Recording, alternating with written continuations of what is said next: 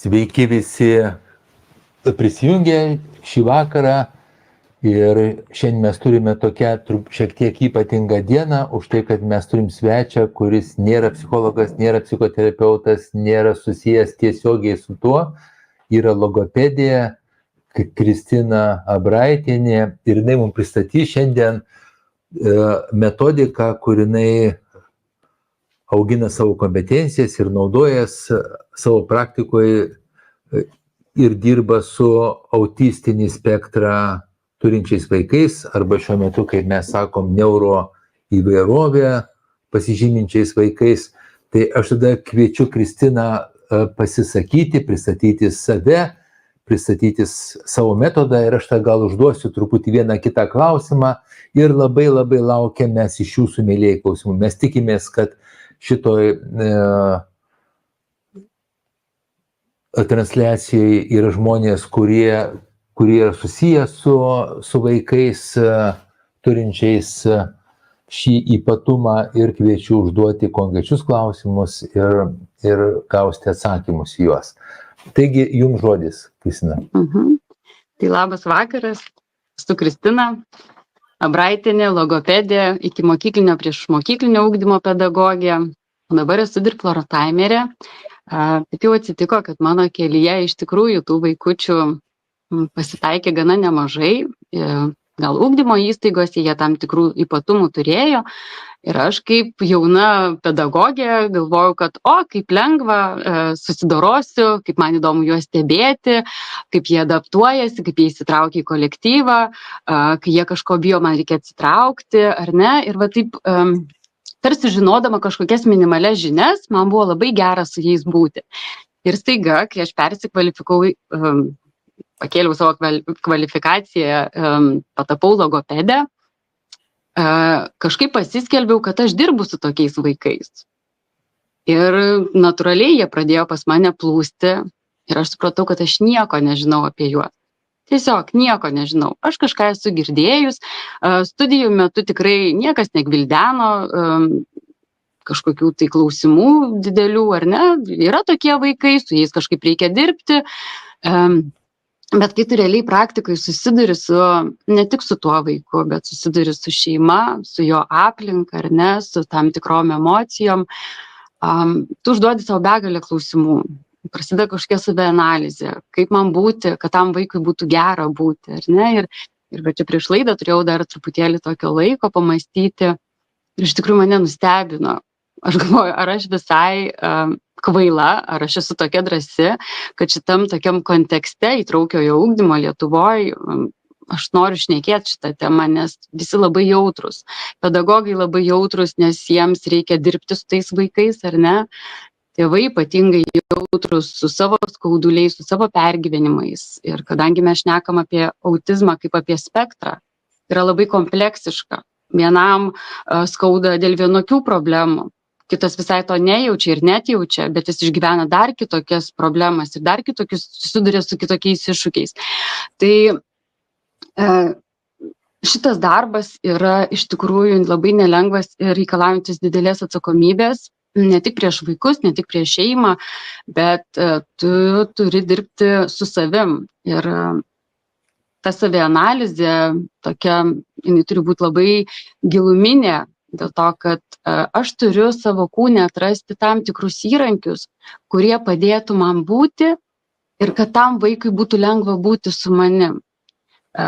Pirmiausia, kaip logopedė, aš noriu pasakyti, kad kai tėveliai ateina pas mane, jie iš tikrųjų turi labai didelį nerimą, didelę baimę, tokį, kada jų vaikas kalbės. Kada jisai kalbės, atrodo koncentracija. Jeigu jisai nekalba, reiškia, mes negalim su juo komunikuoti, mes jaučiam, kad jis kažką nori pasakyti, bet mes jo nesuprantam, ar ne? Ir taip užsisuka toks begalinis nerimas. Tėvai nerime, vaikai dar didesniam nerime, sociumas visam nerime, nes reikia kažkaip su jais dirbti, kažkaip tai būti, visi nebeturi resursų. Dėl to, kad yra iš tikrųjų mus labai gąsdina skaičiai, mus gąsdina, kad jie ateina, kur mes juos dėsim, jų elgesys kažkoks tai netinkamas. Bet diplortaimeriai visą laiką sako, kad elgesys tai yra komunikacija taip pat, ar ne, man skauda. man negera čia būti. Aš kažkaip tai nejaučiu per savo nerimą ir per savo kažkokią sensoriką, kur mano smegenys tam tikrų dalykų neiškoduoja, nes viskas yra pajungta į kažkokią tai savisaugą, tam vaikui iš tikrųjų negera būti, visiems negera būti. Tai dirflirtavimas kalba apie tai, kad mes turim suprasti, kur vaikas yra šiuo momentu, ar ne?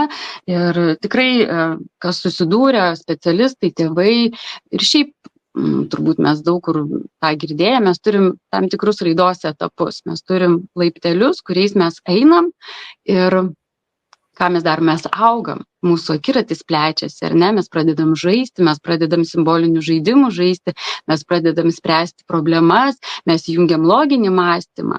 Ir staiga ateina pas mane klykiantis, rėkiantis vaikas, kuris yra pirmam raidos gebėjime.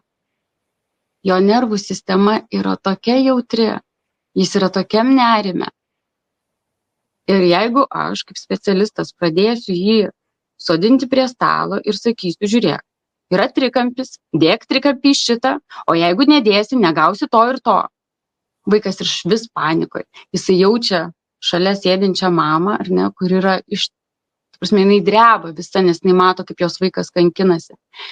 Tai dirflirtaimeriai visą laiką klausia, kodėl vaikas taip elgiasi, kas vyksta jo biologijoje, kad iššaukia tokį elgesį. Iš tikrųjų apie tai galėtum kalbėti ir tai yra labai jautru, man tai yra labai artima, dėl to, kad aš dirbu, iš tikrųjų turiu daug vaikų ir aš matau tos pokyčius, kai tu atliepi vaiko poreikį tiesiog būti ramiai, ką aš tada darau, aš valdau savo balso toną.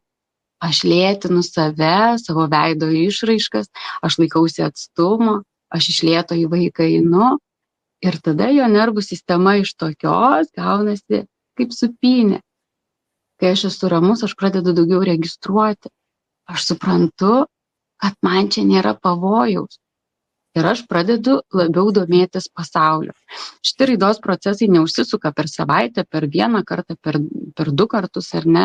Iš tikrųjų, tai labai priklauso nuo vaiko amžiaus, nuo vaiko susidarytų reikšmių.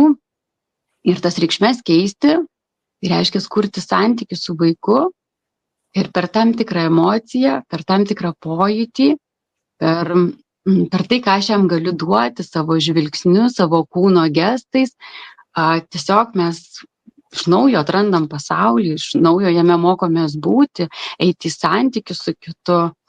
Ir sakau, man tai, pavyzdžiui, nežinau, gal čia laida tikrai ne apie mane, bet kai tu supranti, kad tavo kūnas lygiai taip pat kaip specialisto miega, ar ne, ir man labai yra sunku atrasti savyje, jeigu aš esu impulsyvi ir labai emocionali, ir ateina vaikas, kuriam reikia labai labai lėto mano vedimo. Ir jį gąsdina bet koks mano platesnis gestas arba susiraukusi veido išraiška. Reiškia, aš turiu savyje tiek atrasti jėgų, pradėti save kontroliuoti ir eiti link vaiko tokiu keliu, kuris jam yra priimtinas. Tai tas dirflirtavimas iš tikrųjų yra toksai žvilgsnis iš apačios į viršų. Kiti sako, kad tai yra filosofija, kaip žiūrėti, kaip būti šalia kito, ar ne, kad jam būtų gera būti. Aš manau, kuo toliau giliniesi, tu supranti, kad yra tam tikra žmogaus laikysena. Aš gerbiu tave, aš noriu tau padėti, aš pabūsiu ir paskolinsiu savo nervų sistemą tam, kad tu pradėtum labiau kabintis į šitą pasaulį. Ir kiti sako, kad vaikas nori būti vienas, jis nenori, kad kažkas su juo žaistų. Tik norisi pasakyti, kad nei vienas šitoj žemėje sukurtas sutvėrimas turbūt nenori būti vienas.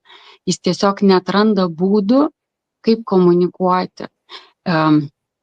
Ir dabar aš irgi sėdžiu, rankos sukryžiuotos, širdis plaka, ar ne, ir atrodo, Dieve, ką man čia aš šneku, bet žiūrėkit, jeigu aš šnekėčiau gyvai auditorijai ir gebėčiau nuskaityti kiekvieno žvilgsnį, ar jis yra susidomėjęs, ar ne, ar kažkas tai manęs klauso tokiu susimastančiu žvilgsniu, ar kažkas linksi, man iš karto būtų ramiau, nes kito žmogaus akivaizdoje aš tampu reikšminga. mano žodžiai, mano laikysena. Ir tada aš tampu labiau atsipalaidavusi, mano gestai, mano visa motorika pradeda plėstis, nes aš jaučiu, kad kažkas mane girdi. Kai aš kalbu prieš kamerą ir pati save žiūriu, sunku yra išlaikyti tam tikrą tempą, ar ne, bet tikiu, kad kažkam yra įdomu.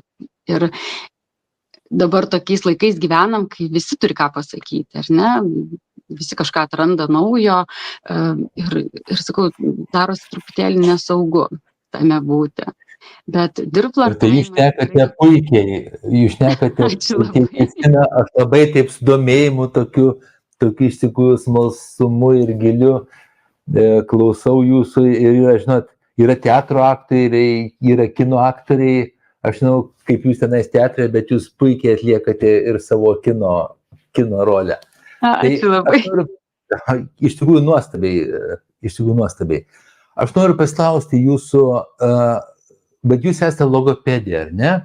Ir kai jūs pasakote apie šitą metodą, tai toks lyg tai psichoterapinis, lyg tai elgesio terapinis metodas, tai gal gali truputį, yra kažkoks tai ryšys tarp jūsų specialybės priminės ir šito metodo, ar gali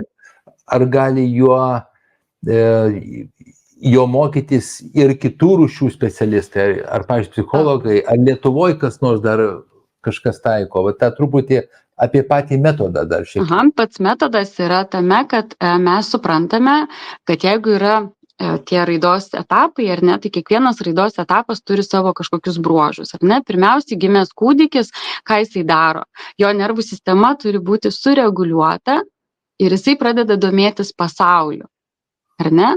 Tada jis atranda mamą, tėtį, kas jam yra turbūt iš kažkokio balso, iš ritmo pažįstama.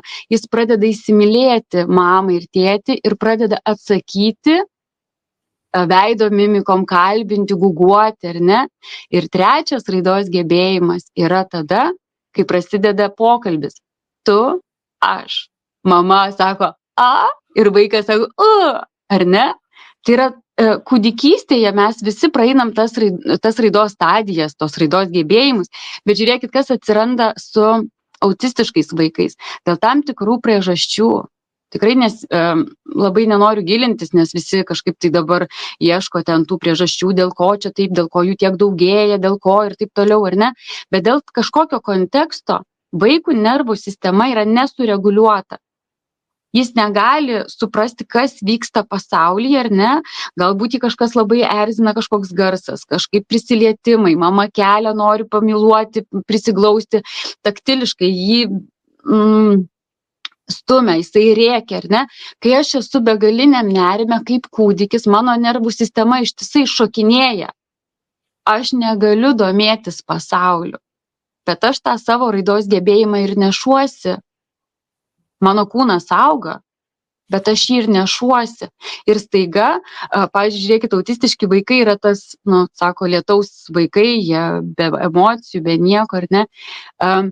Tai kai nusistatai, kad ateina, pavyzdžiui, 5 metų vaikas, bet jis yra pirmam raidos gebėjime. Apie kokį kalbą gali būti kalba, apie kokį komunikavimą, komunikacijos ratų ta prasme, mes negalim su juo kalbėti, nes jam aplinka kelia siaubą. Jo kūnas visas įsitempęs. Jis arba atsitraukia streso atveju, ar ne, dėl to, kad mes pavojaus atveju visą laiką, polivagalinis tas nervas mūsų visą laiką sako, arba rėk, arba bėk, arba sustink. Tai taip vaikų nervų sistema irgi jinai reaguoja, ar ne, ir gaunasi taip, kad jie arba sustingia, nereaguoju. Kai aš nereaguoju, mano girdimasis suvokimas atsijungia ir aš stengiuosi tiesiog toj situacijoje išbūti. Kiti baisiai rėkia. Jie šaukiasi pagalbos, sako, man taip čia neramu, aš noriu dingti iš čia.